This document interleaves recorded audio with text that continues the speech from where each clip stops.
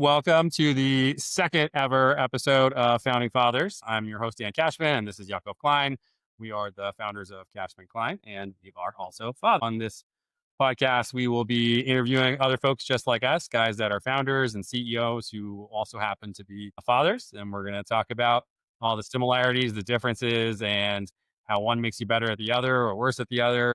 We'll talk about it all: baby models and business models and pitch decks to play dates and everything in between. So, we'll go ahead and we'll get started. Today with us, we've got Dr. Sai Islam and Dr. Michael Chetta. Mike and Sai are the co-founders of a company called Talent Metrics. They're both also doctorate level trained IO psychologists, professors at Farmingdale and Hofstra and UCF have trained the next generation of IO psychologists. And I will turn it over to them to give a quick intro of themselves and their company and what exactly Talent Metrics does. Hi, I'm Dr. Sai Islam. I'm Vice President of Consulting with Talent Metrics. I'm an associate professor at Farmingdale State College, and I've been working with Mike for over a decade now at Talent Metrics. We've worn these a couple of different hats for a number of years, and we met in the PhD program at Hofstra and have had a pretty solid partnership over the last decade plus. Nice. Mike?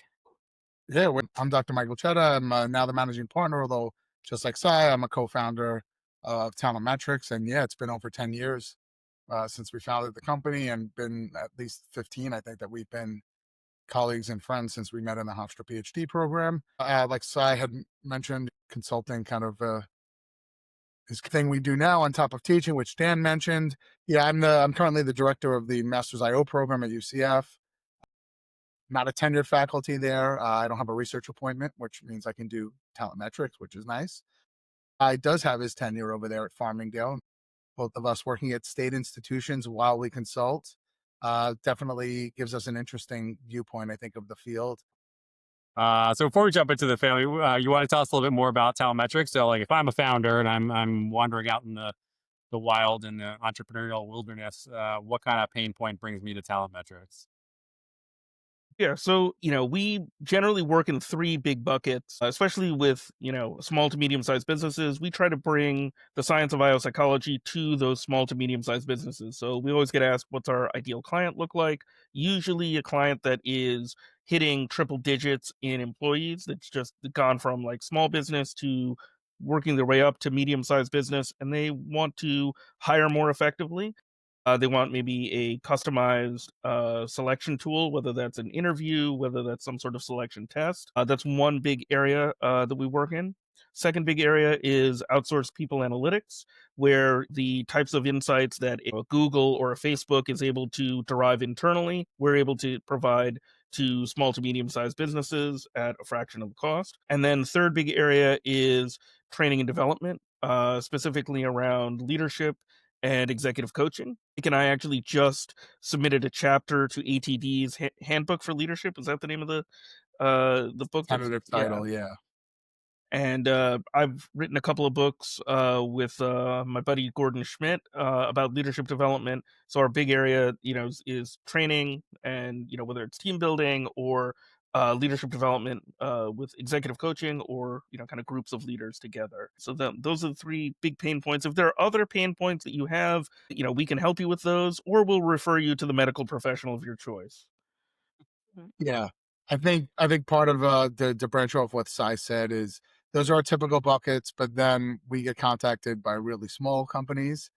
We've done some on-site interventions with like a company that had like 47 employees.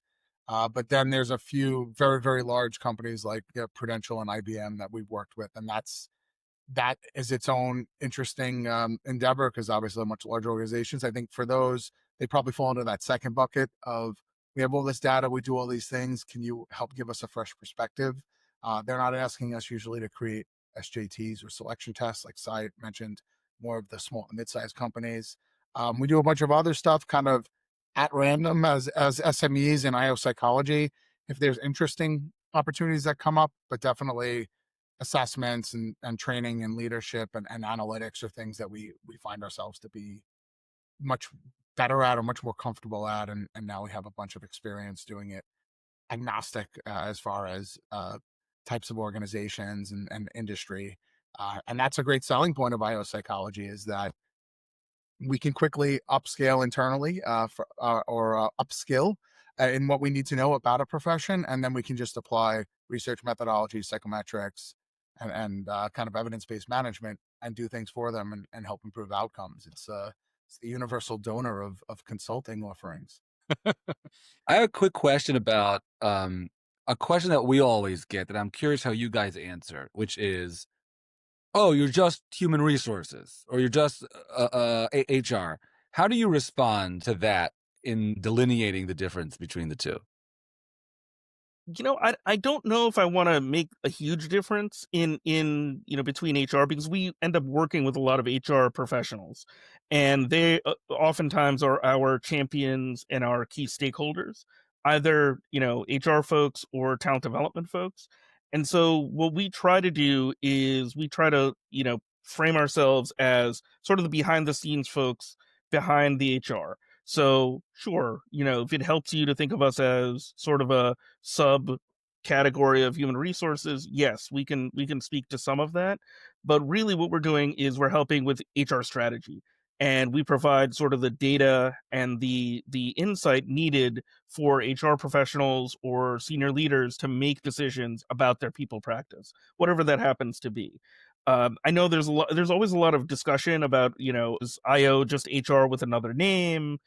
And we, as people with an IO background, we know the branding for the field is quite poor. It's funny that that's seeped into some of the work that Mike and I have done in terms of research, is looking at how we're viewed as a field. But I think for our clients, it can be helpful for them to just think of us as like really nerdy, data driven HR guys. Yeah, I think it's the HR plus kind of vibe is that, yeah, we understand what generalists do, what business partners do, but we're behind the scenes adding more science, more data, and more specialization to that.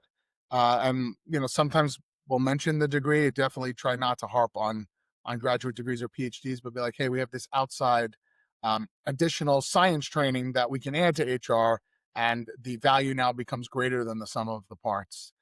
So I think that's the upsell, because Sai's right. 90% of the time, the person signing the checks or the person championing us or a direct contact is an HR, a typical HR employee, director of some sort in one of those silos that we'd all expect. It's not always a people analytics or talent management or org effectiveness person. Yeah, it's usually, again, BP, um, recruiting, selection, talent, training and development on occasion. But we try to just add value, because if we differentiate, then we have a much longer discussion Mm. to try to explain everything to them. If we're like taking HR and now adding, the last 20 years, big data, big science, high level thinking, like Sai said, kind of giving them direction and strategy, I think that is more palatable, if that's the right word. Um, so we're not trying to change the world and upset them. We're trying to partner with them. Yeah, I think the HR plus is a good angle, right? It's, just to go back to the beginning, talking about like, doctors, et cetera. Like it's almost like a medicine type scenario, right? Like you go to your family practice guy, your general practice guy, and they know when to call in the specialist, right? So if I'm in HR, yeah, I have some, I know a little bit about benefits, but we're gonna call in the benefit specialist when it's time, or we're gonna call on, Simon Michael, we need some people analytics. We're gonna know when to pull in a little more adjacent resources, a little more specialized. Yeah, makes sense. So then tell me a little bit about your family situation. So, when did you become fathers? How many kids do you have? What's your family situation? So we'll go by age and seniority and that. So I'll go first. So I've been a father now for officially like 13 years a couple of weeks ago, because my son turned 13. So it's official at that point. Obviously 14 with all of the pre-work becoming a father. Um, so he's in eighth grade, and he's 13, and nobody wants to interact with everyone. They all use electronics. So all that stuff that I think for my generation or people like me inside, we all, and including everyone on this call, like technology was part of our lives. It definitely came later. I'm used to that life. I went all through high school without technology for the most part. Um, there's that learning curve for me as a father to get into some of these things and play games and do things that I don't particularly have a lot of interest in, but I will do. And then my youngest is just turned 10 earlier this year. He's more of the outdoor kid. He still plays a lot of video games, I think, but he's more of the outdoor baseball, soccer kind of kid. And my oldest is getting into football. He's playing what do you call it? Flag football now, which I feel better about than tackle football, but that is Yes. unfortunately in Florida. In a year when they go to high school, that's a likely eventuality. So we're going to have those discussions because all of the research, as both of you might know, not supportive of tackle football for 14, 15-year-old bodies doing that. So as a scientist, I can't Yeah. support that. But as a dad, I want my son to be happy and do the things that he's good at. So another trial and tribulation over the upcoming years, and also looking in the year or two, learner's permit, driving, other things. So Oh, I'm man. that now because I'm 10 and 14 years in. Whereas and on a side note, my first was born while I was getting my PhD. So that definitely made it a little difficult to finish up and all that other stuff. And we were starting our company, and we all make decisions to do a lot of things at once, and all of them are learning curves. So starting a company and becoming a dad and finishing a PhD all in that same couple of years back in 2012, 13, 14, whatever it was, definitely a tumultuous time. But now Saya's had the similar handful of years. So I'll turn it over to him. Yeah. So I have 2 kids. I have a 5-year-old son and a 16-month-old daughter. So we're a little later to the parenting game than Mike and his wife, but we had a pandemic baby. Do not recommend. Like I recommend having the baby. Just don't be in the hospital when COVID is like running rampant in Right. the Right. hospital. Mm-hmm. Terrible. Yeah, I don't really recommend that. We were like masked up for a lot of it, and then it brought a lot of extra anxiety, an extra layer of like fear. What's going to happen to my kid? They're so little, and it changed a lot of like the parenting experiences, right? Like our first kid, we were literally on our own. So my parents, my in-laws were not able to come visit for, I want to say, 6-7 months. And Wow. they just were not able to do it. It was especially difficult for my in-laws because my son was their first grandkid, Mm. and they were like chomping at the bit. They were like, when can we come? They actually, I want to say in 2021, they drove from Chicago because they didn't want to fly. They drove all the way from Chicago to see him, and it was a big deal. So, basically, like plan your child rearing around global pandemics. Yeah. Yeah, It's that's a like good big idea. piece of advice. There's no good point. There's no good point to this side because while you were having the kid, I had to then have them immediately come home. And even though I'm a professor and so are you, I am not equipped to teach my own children at home. So that was a nightmare. You know what? Pandemics, 1 star, do not recommend. Yeah, and it's now with our daughter, the last year, it's been so different. Everything was not necessarily easier, but it was much less that pressure, constant pressure of let's be safe, let's wipe down our groceries with wipes. Like that's not happening anymore. But in addition to that, like our business was changing at the time, so it was pivoting. Now because of the economy and some of the legal changes that are happening, our business is pivoting again, and having a little kid that really really needs you at this stage in these early days, it takes a lot to manage all of that.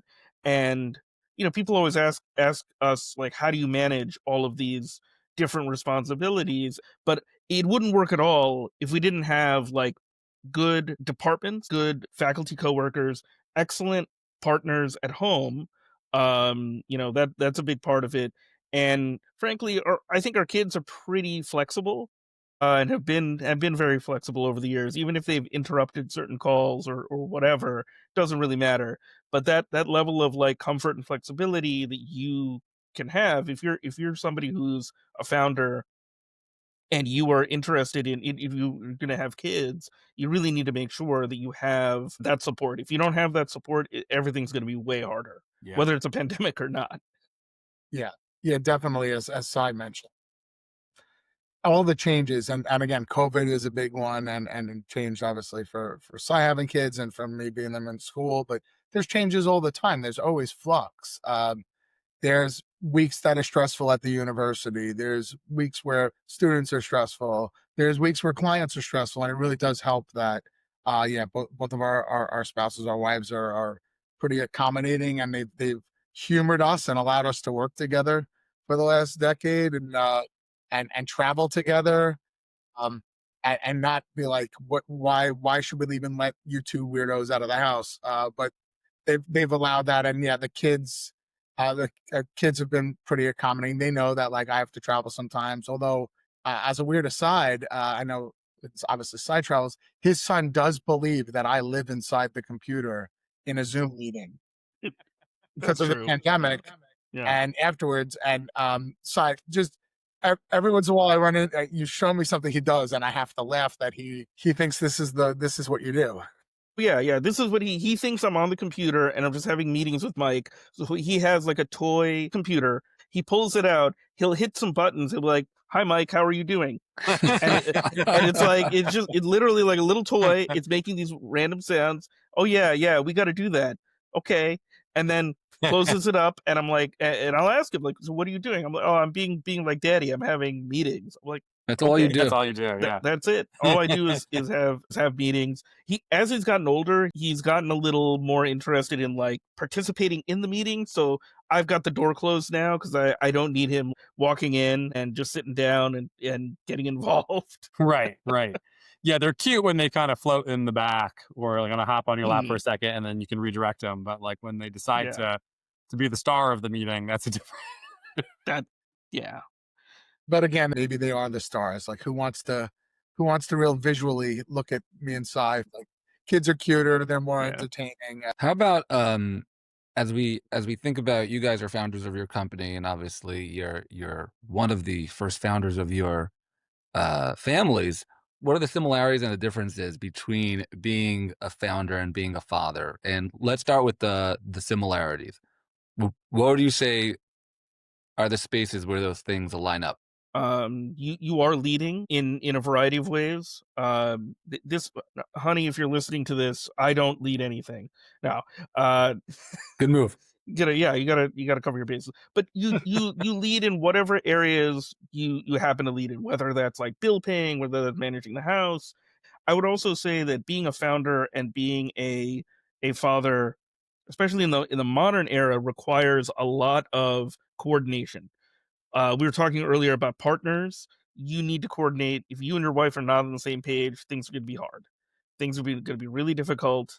And I check in with her consistently. If I have meetings, if I have things I have to do in the evening, we're checking in with each other. Mike and I will talk about meetings that we want to have, and then we'll say, "Oh, my wife's not going to be back until this time," or we got a doctor's appointment or something else. There's a conflict, and if there isn't that consistent communication, even beyond just like, oh, we have shared calendars, right?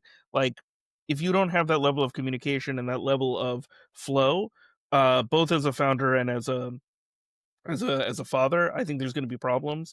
I will say that for Mike and I, because we run a lean consulting firm, we never have extra staff. We're always at exactly the amount that we need to run things. That also requires a lot of coordination. It requires a lot of communication, and it also requires team members that are able to pitch in and are able to move things forward.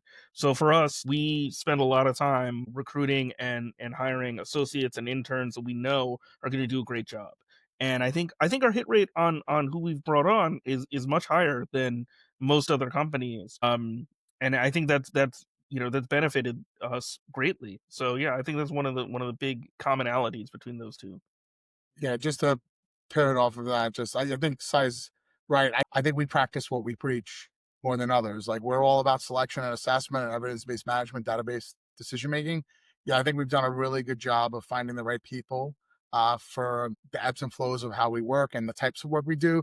And I also think Cy just hit on general of being, a father and a founding father of the company is that ability to like lead and lead with ambiguity as the real underlying tone, because especially over the last handful of years with COVID, economic things, clients' needs change. Clients change midstream what they've already signed for.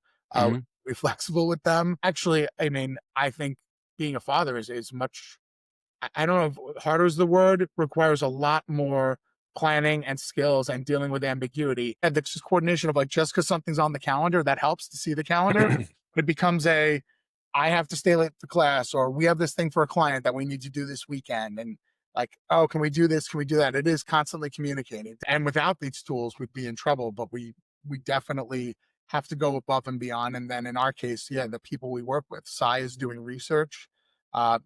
Through some of the stuff at the university, through talent metrics. I'm doing some research, usually just talent metrics, but we're coordinating those research projects along with the client work, along with the clients themselves, along with our spouses and kids. Like, it's definitely a lot of logistics and operations. Like, if I could hire somebody with like a SHRM certification to help me with my family, like a project management certification, that'd be great. Like, be helpful.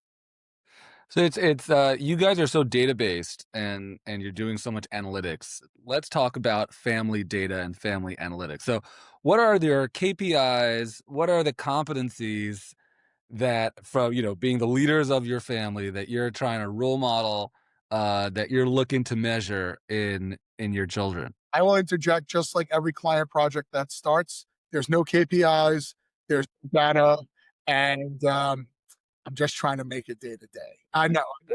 Um, Sai, do you have an actual intellectual answer for this? I don't know if this is an intellectual answer, but like I think I get a lot of questions about fatherhood, about what that actually means, and I think the most important thing, just like with any KPI or any sort of outcome that you expect, is to be intentional and to be explicit. I hear from people very often that they might want their children to be a certain way, or they might want their kids to learn a particular lesson. And what I've learned pretty recently in the last couple of months is if I want my kids to be a certain thing, I have to be that thing, right? I want my kids to be honest. I have to be honest. If I want my kids to, so just put this into context. I'm practicing Muslim, and if I want my kids to pray, I gotta pray. I have to show them. I have to be the person. I could, slack off and be like, their mom's really nice and good person, and things will be fine because she's here. But that's not an honest assessment at all. Like, if I want my kids to study hard and to do well in school, I have to show that those things matter to me and that I actually engage in those things, and that I'm giving them support to do those things. I think a lot of times people think that they can just, do whatever they want and then like tell their kids, specifically like, oh yeah, I'm doing whatever I want and I don't want you to do this. But your kids are smart. They're noticing everything that you do, and you're modeling for them, whether you intended to model for them or not. You're modeling for them, yeah. So like, to bring this back to the founder side with regards to clients,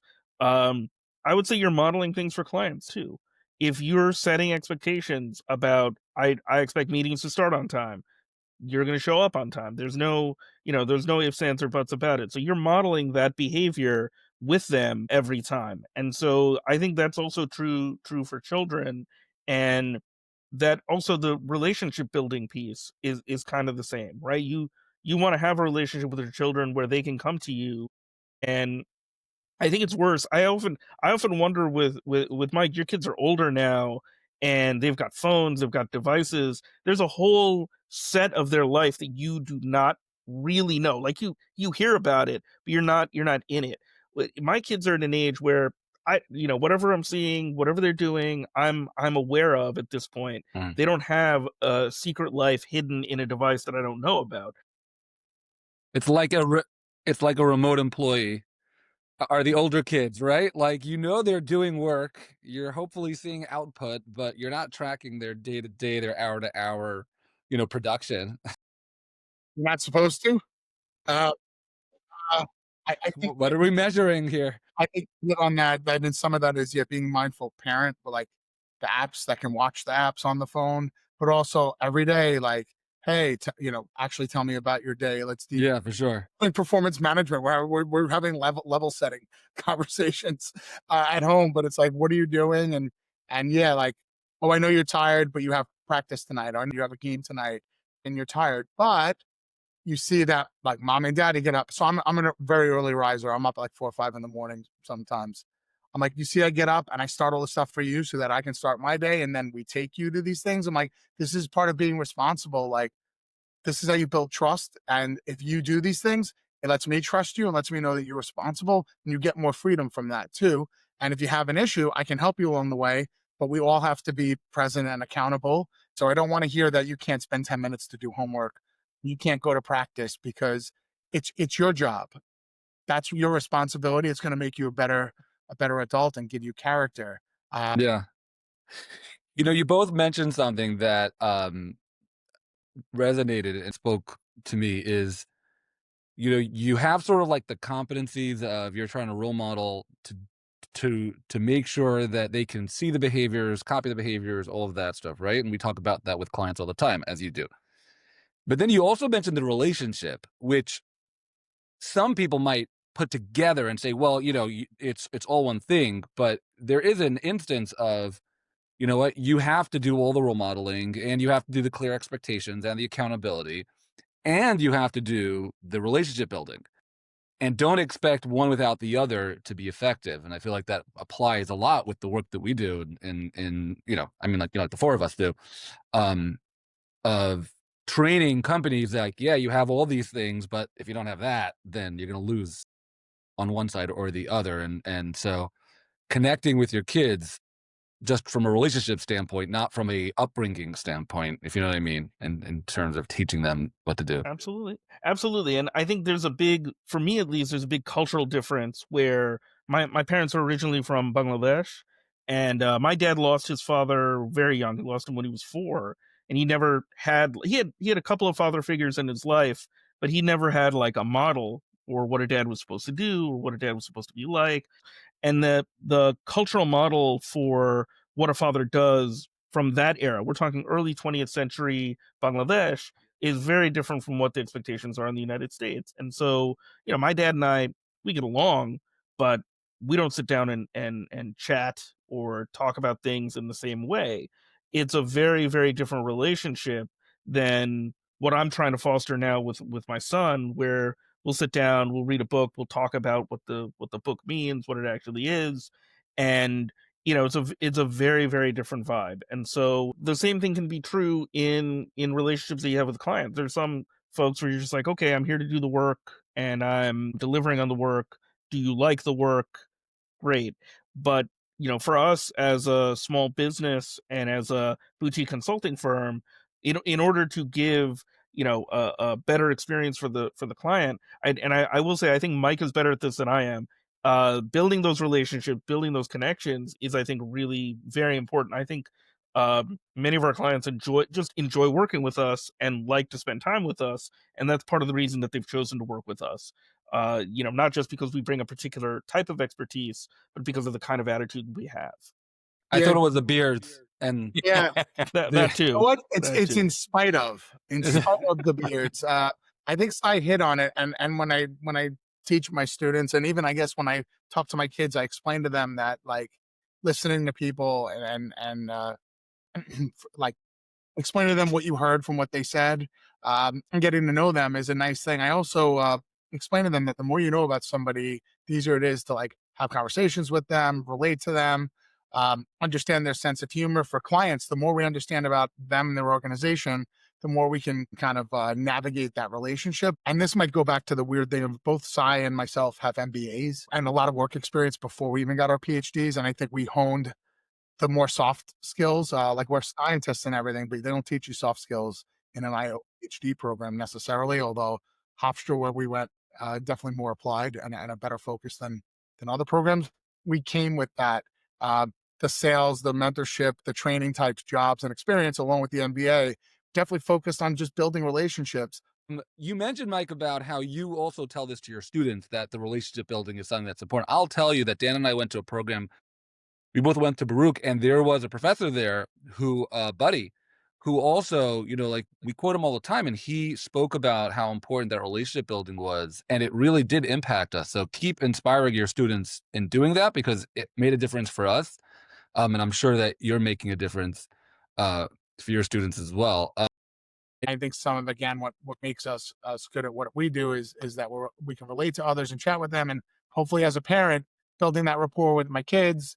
It's an interesting world. I'm seeing it now with the electronics and high school approaching and driving, but I'm hoping that having open communication, getting information, having past situations to judge and make decisions based off of what happened there will help me. Again, it's trial and error, but also, some anecdotal evidence. If I did this thing twice as a parent, it didn't work out. Like, I'm going to retool my approach and try something else, and at least get some feedback, whether I ask for it or whether it's given to me sternly by my wife.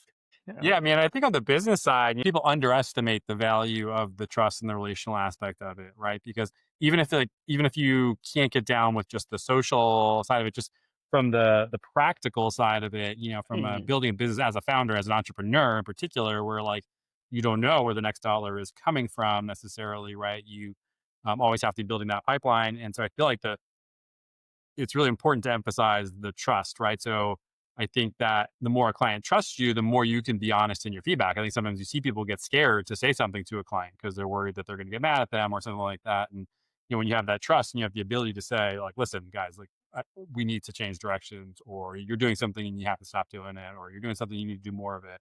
And then vice versa. I think a lot of times, I'm surprised. I mean, I shouldn't be, because even in the internal world, it was the same thing at the amount of times people come, and you kind of alluded to it with people switching midstream on their requests. A lot of times, clients come looking for something and they're not really even sure what they're looking for, right? They're feeling some discomfort. They have somebody who said, maybe you guys might be the right people. But, when that trust is there, they feel a little more open to say, like, listen, can we talk about this? Like, I'm having this problem, is this, or is this something you guys can help with? Or what do you think we should do? Or where should we turn? And I think that there's a really undersold value in that, just from a business standpoint. Like, forget just the pure relational side of it. Yeah. One thing I notice a lot with both founders and fathers is, everybody's got their own opinion, their own set of advice that they give, for new fathers, new founders, etc. But so often I feel like that advice is couched as something that someone else told them, right? So I'm passing on a gem of knowledge. So what would you say is the best advice that you ever got about being a father? I'll say for me, it was my father kind of gave me the advice of expect the unexpected. and and actually, weirdly enough, I'll slightly elaborate. It involved a little cartoon of for many years my dad worked as a lineman for New York Telephone 9X Verizon, and a picture of a telephone, and it was exploding and on fire, which can't happen because it's low voltage. So, like, scientifically or electrically, that can't happen. But that was the cartoon of expect the unexpected, and I was like, oh. From a technical standpoint, I found it hilarious, but also, like, yeah, you're like, that can never happen. You know what? It just did. It just did. And over the last 13 to 14 years, I've encountered a lot of that as a dad of, again, I've had to say things and do things and clean up things and do all kinds of acts that I never imagined I would have to have done as an adult. But that is my life now. And it's awesome, but it's different and nobody could have prepared me. So it's great to give the advice of just be prepared for everything all at once. Yeah, I think the advice that I got, it wasn't explicit advice. My brother's much older than me. He's 12 years older than me. He's got now adult children that are in their 20s. So he had kids much earlier than I did, and I kind of got to watch him, be a dad, and kind of like my own father. My brother doesn't say a lot, but from both of them, I observed a lot, and a lot of the things that I took away from that was kind of just being open and being really accepting of who your kids are. My brother did a great job of, like, creating a situation where his kids got to be who they were going to be. And this is not really a piece of advice, but as a big nerd, I did go to see the new Fantastic Four movie where Reed Richards does give this advice very explicitly, where he says, like, I'm not gonna. He's talking to his son. And he's like, I'm not going to tell you who you are. I'm not gonna like try to figure it out. I'm gonna have you tell me. And that's kind of what I've let. I'm letting my kids do that. Specifically, actually, Mike and I did have a very important conversation about whether or not I should make my son a Knicks fan. This was really important, right? We had this big conversation because we're both extremely depressed New York sports fans, and I was like, should I really push my son to be, a Knicks fan, Yankee fan, Giants fan if things are not going great? And I was actually open to him like rooting for other teams as long as they weren't from Boston or Chicago. I was fine. But this was like, Yeah. 20 years of Knicks fandom will give you existential dread about your own Yes. children. Like, is it going to get better? I have no idea.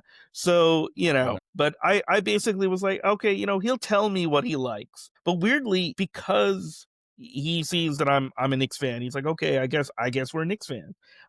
He's gotten into comics because I'm reading them or I'm watching particular TV shows. So it's not something that I'm pushing very hard, but it's something that's just happening. And so creating the space for him to, I told him like, oh, you can like anything you want, you can watch whatever you want, play games that you're interested in, and he's found his own interests. And so I think that's a really important thing. Sometimes, especially dads want a kid that is like, oh, they're an extension of me, and they're not really an extension of you. Like you're connected, but they're going to be very different. And I'm excited to find out what my kids are going to be like and who they're going to be. And it's really different now with the daughter as well. Seeing how different she is and seeing all the different things she's into.